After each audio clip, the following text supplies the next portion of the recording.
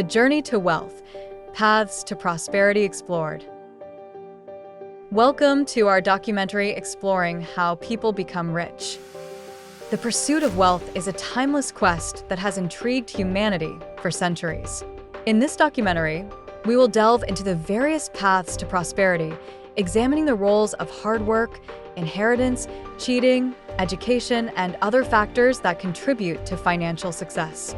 Join us as we uncover the truths and myths behind the accumulation of wealth. Chapter 1. The Role of Hard Work. Hard work has long been celebrated as a key to success.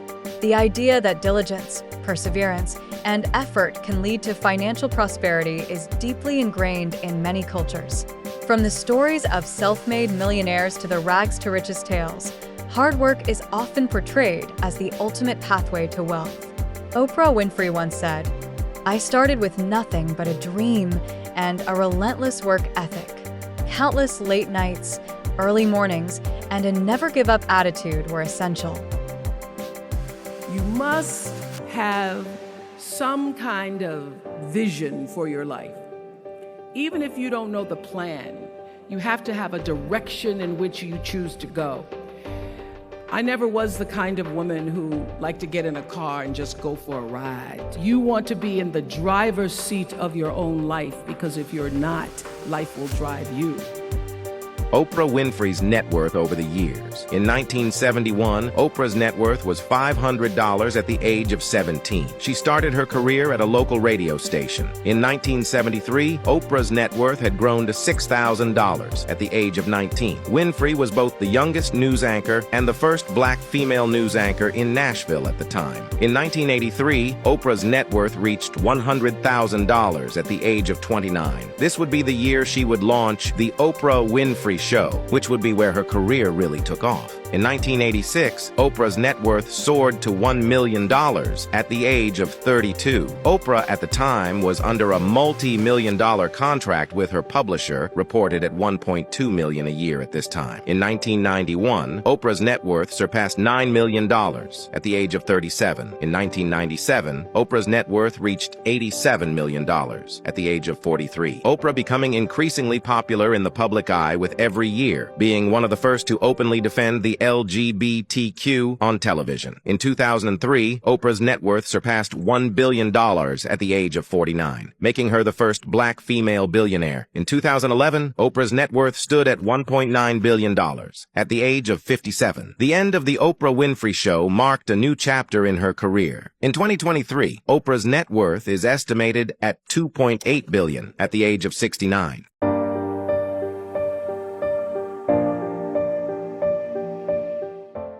Hard work alone doesn't guarantee success, but it's a crucial component. While hard work is vital, it often needs to be complemented by other factors, such as opportunity, innovation, and strategic decision-making. So people always ask me, when they saw me in the gym in the pumping iron days, they say, "Why is it that you're working out so hard? 5 hours a day, 6 hours a day, and you have always a smile on your face. The others are working out just as hard as you do, and they look sour in the face. Why is that?" And I told people all the time, I said, because to me, every single set that I do, every repetition, every weight that I lift will get me a step closer to turn this goal into reality. So I couldn't wait to do another 500-pound squat. I couldn't wait to do another 500-pound bench press. I couldn't wait to do another 2,000 reps of sit-ups and all the kind of things that you have to do to be a champion. Chapter 2. The Power of Inheritance. Inheritance is another significant avenue to wealth. For many, being born into a wealthy family provides a substantial head start. Inherited wealth can come in various forms, including money, real estate, businesses, and valuable assets.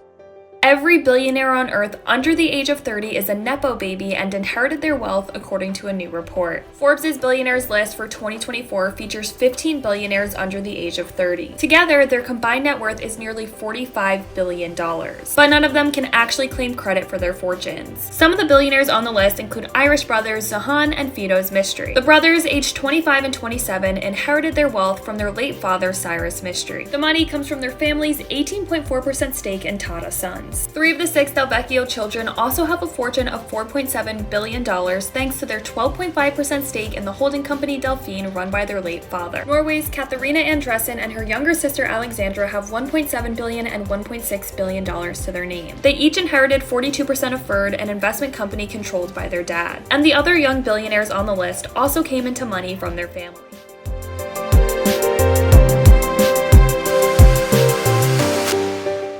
How significant is inheritance in wealth accumulation? Inheritance plays a substantial role, particularly among the ultra-wealthy. It provides the capital needed to invest, grow businesses, and maintain wealth across generations. However, inheriting wealth also comes with challenges, such as managing and growing that wealth responsibly. While inheritance provides a substantial advantage, it doesn't guarantee continued prosperity without sound financial management and investment strategies. 85% of the millionaires and billionaires in the world are first generation. Only 15% is coming from inheritance. So they were asked, how did you achieve such financial success in such a short time? And the answer was that we read books. How many books? 50 books a year. That means 1 book a week. Look at this. Multi-millionaires and billionaires read 1 book a week. Now, important thing is, they were asked, what kind of books do you read? They said, we don't read fiction. We don't have time to waste because fiction will remain fiction. They said, we read only self-help books. Why? It says 1 good idea is worth $1 million. And the question is, how many ideas do we need to succeed in life? All it takes is 1.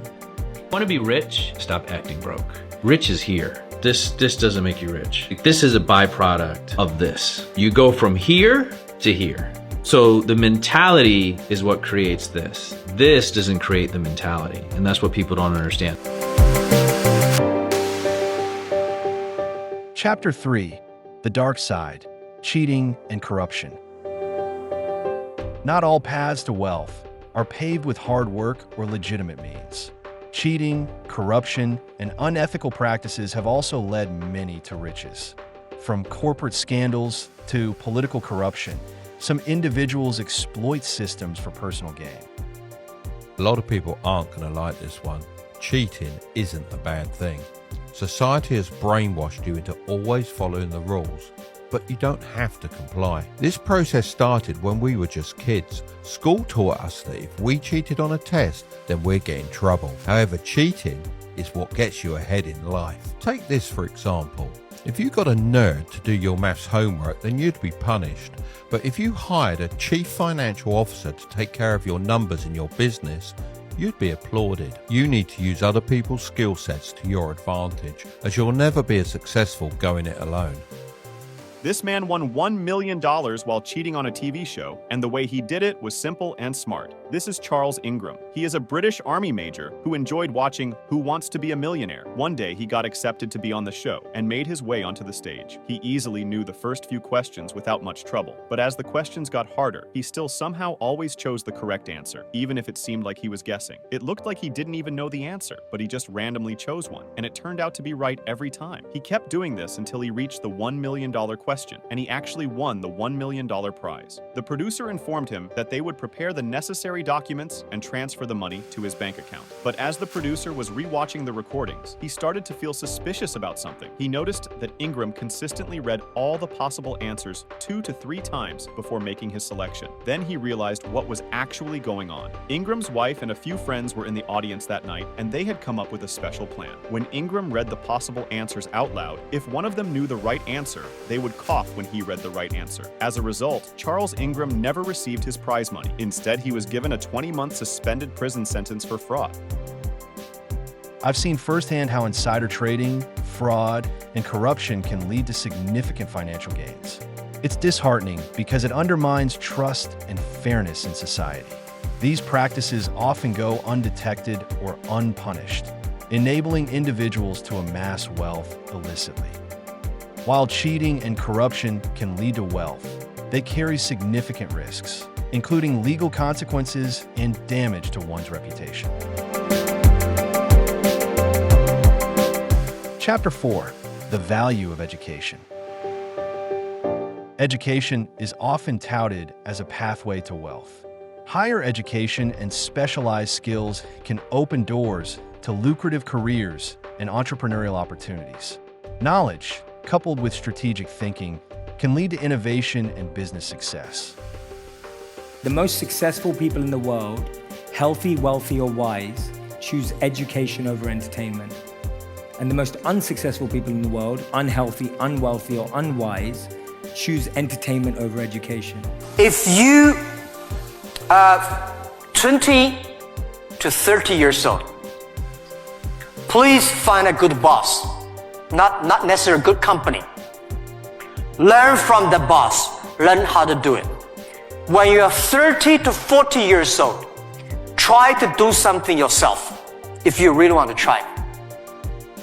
When you are 40 to 50 years old, do things that you are good at.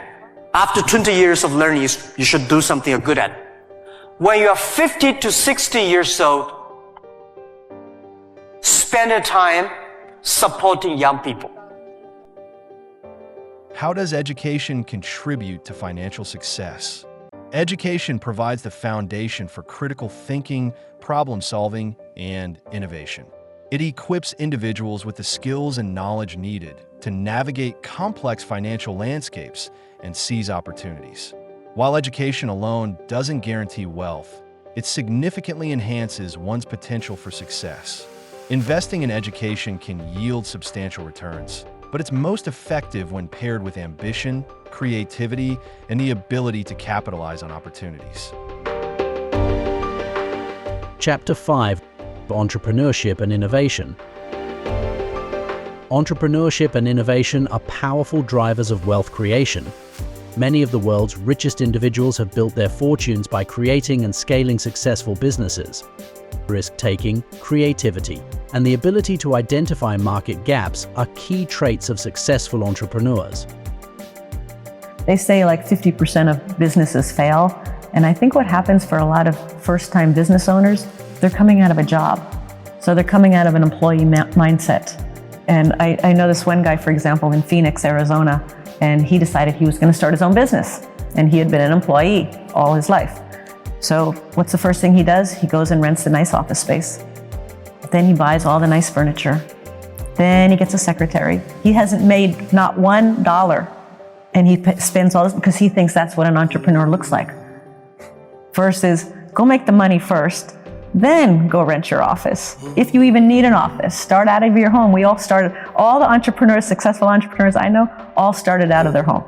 But a lot of people I see, they quit their job, they start their part-time business, and because they're struggling for money, they make bad decisions because they're just trying to find how to put money in their pocket to keep their business alive.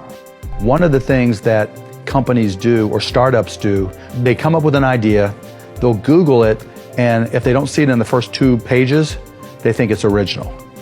You got to go back, right? Because over the past 15 years, there's so many different businesses that have tried and failed. You have to go back and find those and learn from those. So you've got to understand all the implications, and you have to learn from history. And so the best advice I can give you on a video before talking to you or emailing with you is that you've got to find out the history of people who have tried your idea, because there's a 99.99999% chance that your idea has been tried before. What role does innovation play in achieving financial success? Innovation is at the heart of wealth creation. By solving problems and meeting needs in new ways, entrepreneurs can create significant value. The key is to remain adaptable, continuously learn, and embrace failure as a step toward success. There's 2 rules in business. 2 biggest rules in business to make money, yeah? The first one, bro, is find something that's good and make it better. Find something that's good, see what you don't like about it and make it better. Number 2, golden rule. The more value you bring, the more money you make. Learn to increase your level of value and over time you will make more money. Do you get what I'm saying, bro? People are thinking like, we do different deals and stuff. Bro, bring more value to the table and watch how people naturally give you money. So how do I get rich? I borrow money and I buy assets with it.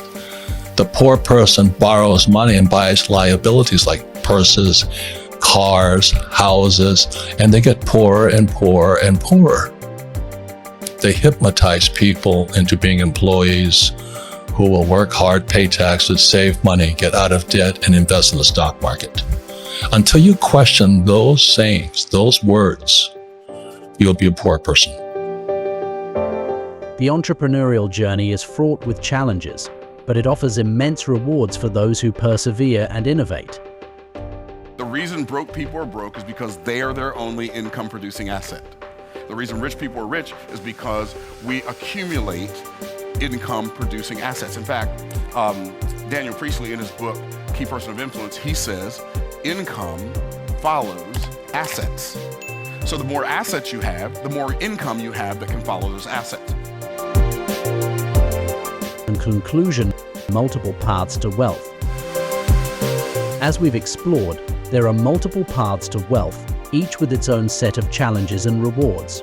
Hard work, inheritance, cheating, education, and entrepreneurship all play roles in the complex tapestry of wealth accumulation. Ultimately, the journey to prosperity is unique for each individual, shaped by a combination of factors and circumstances. Thank you for joining us on this exploration of how people become rich. Whether you're aspiring to build your own wealth or simply curious about the mechanisms of financial success, we hope this documentary has provided valuable insights.